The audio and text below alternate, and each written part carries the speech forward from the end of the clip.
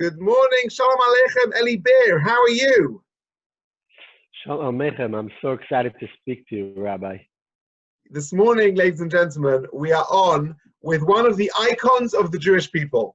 We are on with Eli Beer, who is the founder of United Hatzalah of Israel. And Eli, you are very well known, but let me just share with everyone who you are and what you do. Eli started an organization which is a special non-profit, fully volunteer emergency medical service, first response service. And Eli, before I share with everyone a short video explaining what you do, tell us the story. How did you come to start this unbelievable organization? So it was by accident. It wasn't something I planned.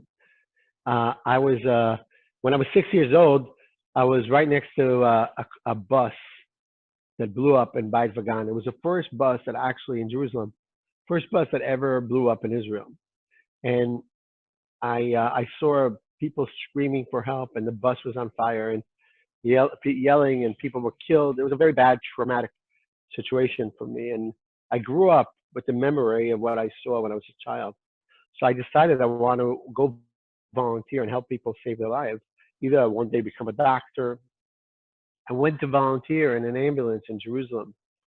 And for a year and a half, I realized there was no chance of saving people. We helped a lot of people, but you could be the best team. But if you arrive a few minutes too late, it doesn't matter anymore.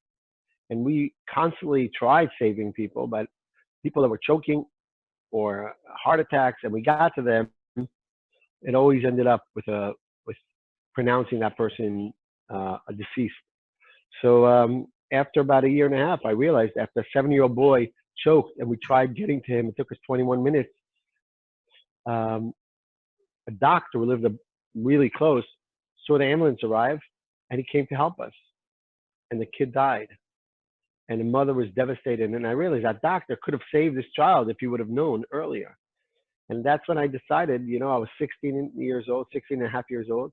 I took my friends and I said, guys, we need to do a change. We need to supplement something else besides just an ambulance arriving. We need to come before the ambulance. So we created it in Israel. It was a great social innovation. The first response before ambulance, a pre-ambulance service, because don't forget, an ambulance was always a pre-hospital service. So we started a pre-ambulance service. Neighbors who are living nearby and hear about an emergency run there in 90 seconds or drive an ambucycle. We were the first ones to create an ambulance on 2 wheels. And we gave these volunteers the ability to get there really quick. And since we started, we treated over 5 million people all over the country. Unbelievable. We treat about 1,700 people a day now.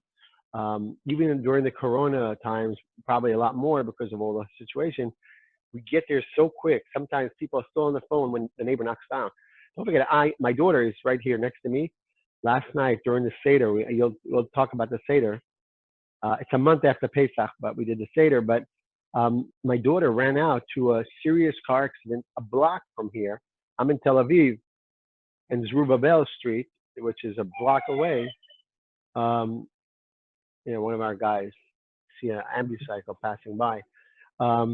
One of our volunteers, Abigail, my daughter was there within probably 2 minutes and started treating someone who was seriously hit by a garbage truck that hit him. And ambulance took a while to get there. Was he okay? If it wasn't for he's in a serious condition, but he'll make it. The main thing is stopping the bleeding. Someone's choking, do the Heimlich. You do the first aid that you need until the ambulance arrives. That's something that doesn't exist in most of the countries around the world. And this is the innovation that we love and we're very proud of. And we went ahead and we helped start it in many countries. I'm going to pause you here, Eli. I'm going to invite our viewers to now watch this short clip, and we're going to talk about it straight afterwards. The following video is about a guy, who is the fastest to save your life. But first, let me tell you what the problem is.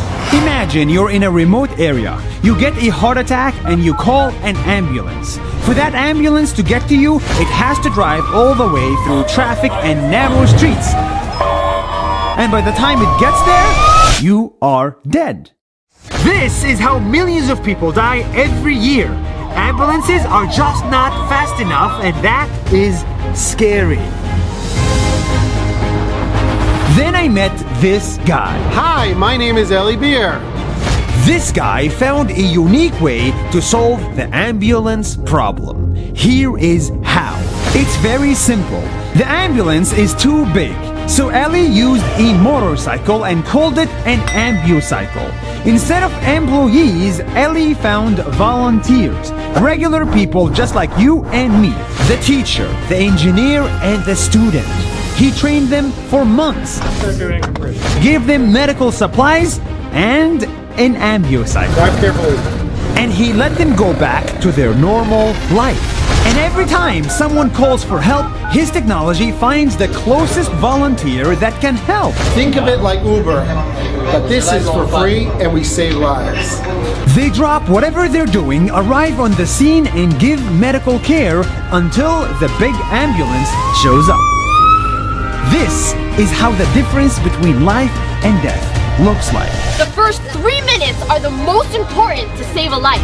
Eli's system is so fast that any phone call is answered in 3 seconds or less. And show up in 3 minutes or less.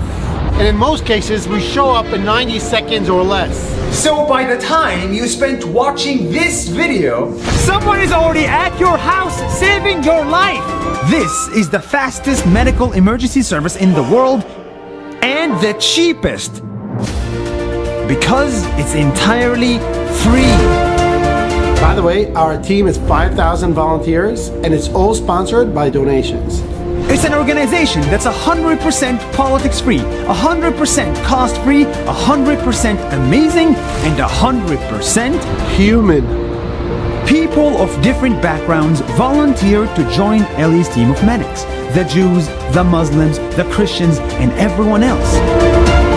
I love the fact that I'm sitting here in United Hatzalah in between an ultra-Orthodox Jew and a Muslim.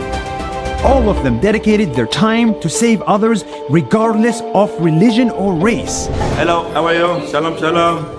And overall, they saved over 3.5 million people. When my own father had a heart attack, the first volunteer who came to save him was a Muslim volunteer who was nearby, and my father is Jewish. My dad got a heart attack. The first person to help, the fastest response was from a Jewish volunteer, and my dad is a Muslim. What you're looking at is a group of people who came together under one organization called United Hatzalah to rise above politics, above money, above race, above religion, just to save lives.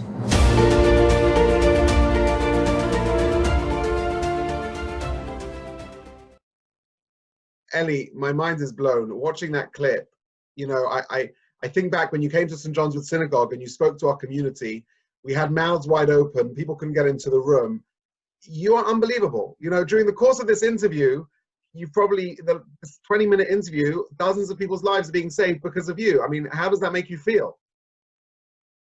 It makes me very proud. You know, I didn't imagine this is going to end up as a chesed monster, I call it. Literally, you know, monster, you ever watch the movies when the monster gets bigger and bigger? He eats up people and everything, and every time he eats them, he gets bigger and bigger. I think Hatzalah is a monster of chesed, or a chesed monster, you can call it anyway. But it's people who are simple people who want to be heroes. They don't get paid for their work. I have a plumber next door. Imagine to yourself, you're walking with your son in the center of Yerushalayim. And all of a sudden, you buy your son a candy and he puts it in his mouth. And he's smiling. And then all of a sudden he stops and you see him, and you're looking at him and he's turning blue. And you don't know what to do and he's screaming for help and people are coming, they don't know what to do. But then someone calls Hatzalah. And then all of a sudden from the corner of your eye, you see someone running towards you with that orange vest like this. And he runs and he knees down to your son. And he starts treating him. And in a few seconds, he has in his hand a candy. and your son's getting his color back and breathing. And this person is getting up, taking his bag, and walking away. And we stop him and say, "Who are you?"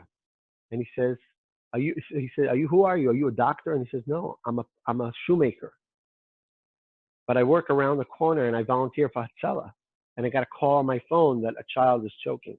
So I ran to help you, but now I have to run back to the store because I have customers waiting for me." That is the idea of Hatzalah. And it happens every single day. Plumbers, shoemakers, rabbis, yeshiva students, men and women, Jews, Muslims, Christians, everyone around the country. We have 6,000 plus volunteers who want to be heroes and want to do good. And the only thing they get in terms of their return is the deed, the good deed, the mitzvah, the karma, whatever you want to call it. And they love it. And the more work you give them, the happier they are. Unbelievable. I'm sure people are curious to know. I mean, Nas Daily, Nasir, your son, he's hugely well known. He's one of the most famous video bloggers on the internet. How did you have a relationship with him, and how did that video, which has had millions of views, how did that come about? So the first time I met him was very interesting. He was in Tel Aviv. He's originally from the Galil. He's a Muslim Arab. And if he sees this blog, if he sees this video, Ramadan Kareem, Nas, he's Nasser. He's a great person. God put him in this world for a very good reason. He does good in this world. He's literally, his videos are motivating, inspiring, very smart person. And he lives in Israel. He went to Harvard. Oh, you're muted, Eli. Sorry, you're muted. Sorry. 1 second. He went to Harvard. Yeah, he went to Harvard. Nas went to Harvard. He got sick and tired from becoming just a student at Harvard, and then he started playing with social media, and somehow he got a lot of viewers. He has millions of people follow him. I never heard of him before. The truth is, I'm not so good in social media. And then he came to Israel, and he had a whole gathering of hundreds of people who came to hear him. And he said, "Who could convince me to do a video about their business, their organization, whatever?" And I had an Arab volunteer who was in the crowd wearing this vest. They're always proud of it. And he got up there, and he didn't speak English like Nas was. He started speaking Arabic to him. He said, "Ahlan wa sahlan." He started talking, I don't know, Arabic. And he convinced the guy to start talking to him. And Nas was really interested, this guy with this orange vest. And then all of a sudden, another woman, I didn't even know, these are volunteers who went there on their own to get Nas to come do a video. And 4 of them were there, got up, and they were all different types of people. A woman, a religious Jew, like a Haredi Jew, like they had a few types. And this Arab said, "These are the volunteers of Hatzalah. They come from all sectors of the communities in Israel." And he loved it. The next day he came. I never heard of him, but they called me, "Eli, you have to be here, you have to be here." When I came, I saw what a brilliant person it is. He came with his team. He has really great people with him that are also famous. And they did a video, and I think on Facebook they had 45 million or 50 million views. But then it went to Instagram and to other places and to WhatsApp. WhatsApp, it went wild. Millions of people saw it. Probably the best PR for Hatzalah. And Kiddush Hashem, I say, anyone who knows what Kiddush Hashem, and I think the majority of your people know, it's praising the word, the name of God by the work the Jews are doing. It's Absolutely. unbelievable. It's this week's Zedra, Parshas Emor. The idea of a Jew in this world is to live, to make a Kiddush Hashem, to make a positive influence on mankind, to make a great name for God and his world. And people like you are just such an example to us. Eli, the last 2 months has been a very terrifying and unsettling time for humanity. It's a world war with one common enemy, this virus. And we were so saddened to hear when I got the text, "Please daven for Eli Beer, he's critical." I want to tell you I cried, because you're somebody who's a friend of our community, somebody you were in yeshiva with my brother, you were in my house for Shabbat. Me and Dina were heartbroken to hear you were not well. I had members of the community texting me, "Do we have an update? How's Eli? How's Eli?" And when we saw that you recovered, I want to tell you, it was like a cloud had been lifted. And to have this opportunity to talk to you is really a huge blessing for us. But tell us very briefly, about your experience. I know as you said, you were asleep for nearly a month. You missed the whole of Pesach. Tell us about it. What happened? So first of all, thank you so much. I feel part of your community. I love London. I love the people in London. I actually, it's always a pleasure when I come there. So just about 2.5 months ago, I was invited to come speak in Hampton Garden Suburb in London, and I was really excited. And the shul was packed. A lot of people were there, and I spoke after Shabbat. I was supposed to go back to Israel, and then I decided, Israel just started a quarantine in Israel. So, and I have a very close friend who was doing a bar mitzvah in Miami. I said, you know what, I'll fly to Miami. It's just safer, and I have so much work to do. And I told my wife I'm going to Miami. I went there. I went to shul. It was great. It was Purim, and then everything was great. Miami was normal. Nothing happened. And also the next day, I felt fever. I locked myself up in an apartment. I didn't go to the bar mitzvah. I just was worried. And 3 days later, I saw my fever's not disappearing. I had short of breath. Went to the hospital. They checked me. They said, you're going into ICU. This is in the University of Miami, a really good hospital. I was worried. They put me there for 2 days. 2 days later, they said this was Erev Shabbat. They said, Eli, we have to intubate you, put you into a coma, and intubate you. Your situation is not good. And I knew if they have, I myself was involved with thousands of intubations of people. And I know when you do intubate people and you need to put them down to sleep, I mean, this is a bad situation. And I called my wife and kids to say goodbye. I knew my situation is really bad, and I send a WhatsApp message to all the supporters of Hatzalah, which I was very worried. I received the message. I received the message from you. Yeah, I was worried because Hatzalah is such an important organization. I was afraid that, God forbid, United Hatzalah will be infected financially, and the organization maybe get into a very bad situation because of me. And my family would have been fine. I have strong kids. My wife is amazing. I have life insurance. So, but the Hatzalah organization, people depend upon me to meet them and give them money to Hatzalah. I said, people just know that Hatzalah is so important. Just continue supporting Hatzalah no matter what happens. Because I didn't know if I'll wake up. And then my situation got worse and worse and worse. 30 days later, they almost gave up already. It was almost a month that I was in a coma, and they gave every medicine possible.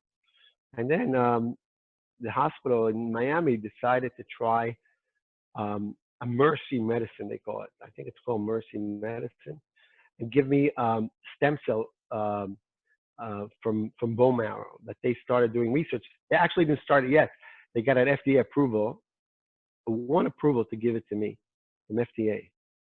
It was quite a process that they got, but they did it, and they gave me 2 portions of the stem cells. And the next day, they extubated me. I woke up. I didn't know where I was. Actually, they asked me, "Where do you think you are?" I was looking at them. I didn't know. I totally didn't remember I ever came into the hospital. I said, "I'm in Switzerland."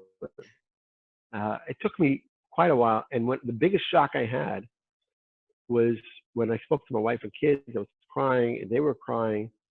They were shocked because everyone knew my situation is critical.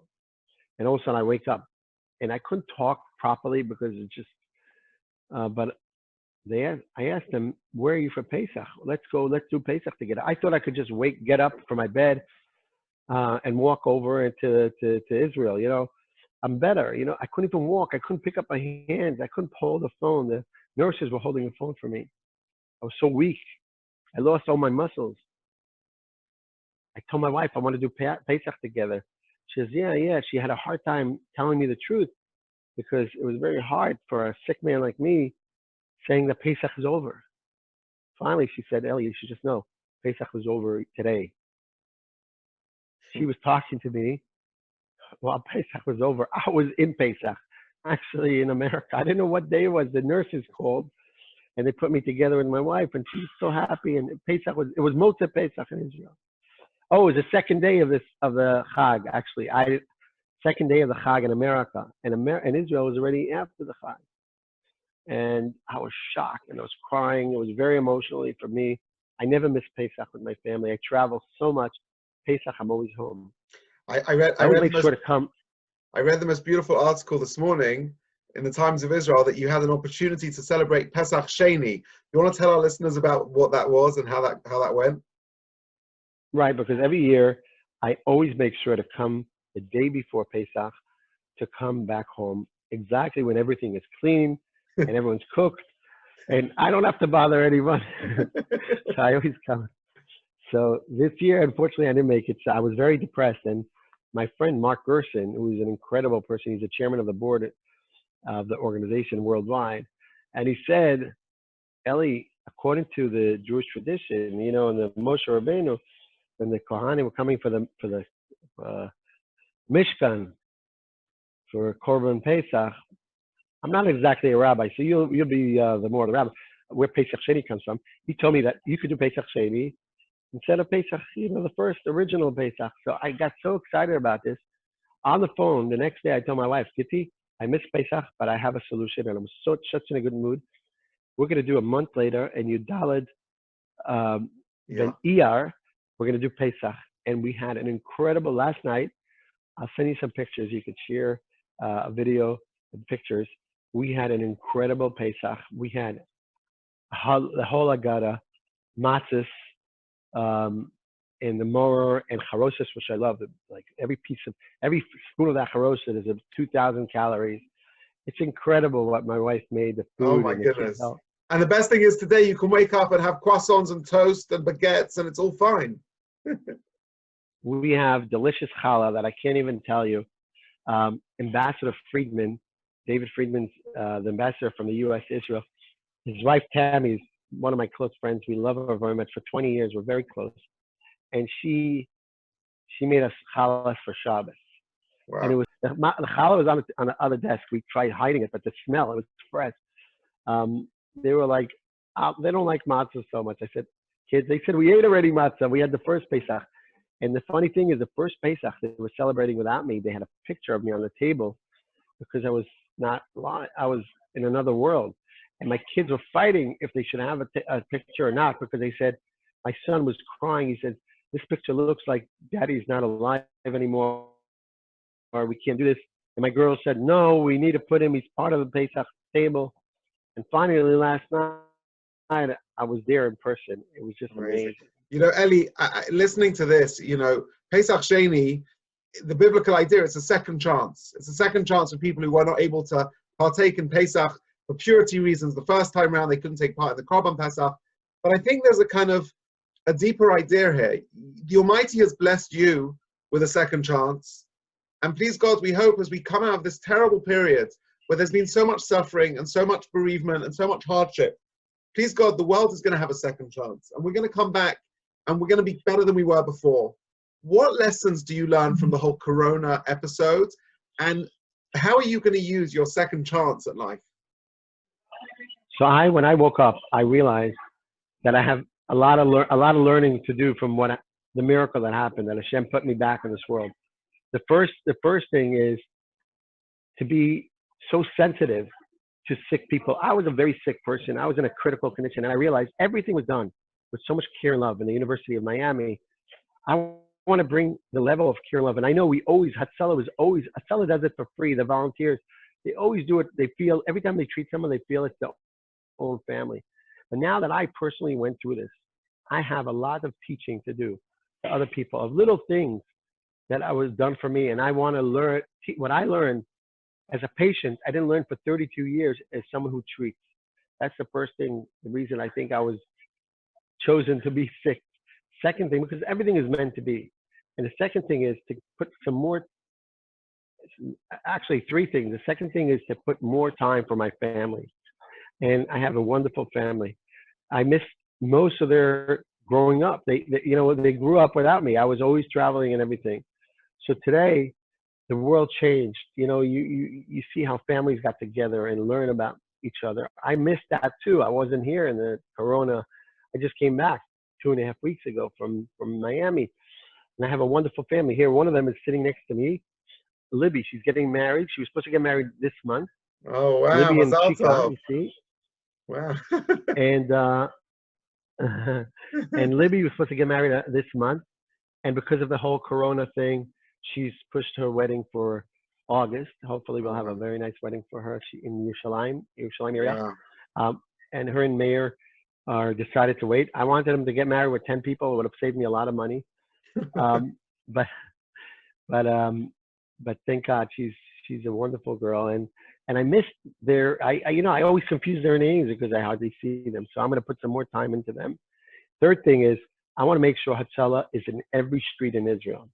Strong that in every street in Israel, no matter where it is, no matter in the Galil, in the Golan, in the Negev, in Jerusalem, Tel Aviv, everywhere, we'll have a 90-second response time. Wow. So I'm going to put a lot of effort in my family and growing Hatzalah to every neighborhood, because look at this, 240 people died in Israel from Corona. But every day people die waiting for help. More people die from waiting for help than any other disease you could imagine. People are choking. Most of the people that are choking don't make it because there isn't a fast enough response. So that's what I'm going to put my efforts into. And hopefully, Bezrat Hashem, much less people will die.